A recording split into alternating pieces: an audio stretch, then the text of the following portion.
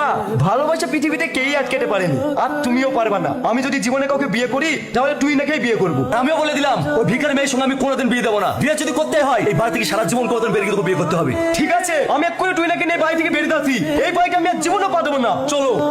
আরে যা যা, আমিও দেখতে চাই এই সুখ শান্তি ছেড়ে বাইরে কতদিন কাটাতে পারিস। ওকে কি করে খাওয়াবো? তো বড় লোকের ছেলে। মা, আমি যখন তুহিনার জন্য বাড়ি ছেড়ে আসতে পেরেছি তখন আমি তুহিনার জন্য সবকিছু করতে পারবো।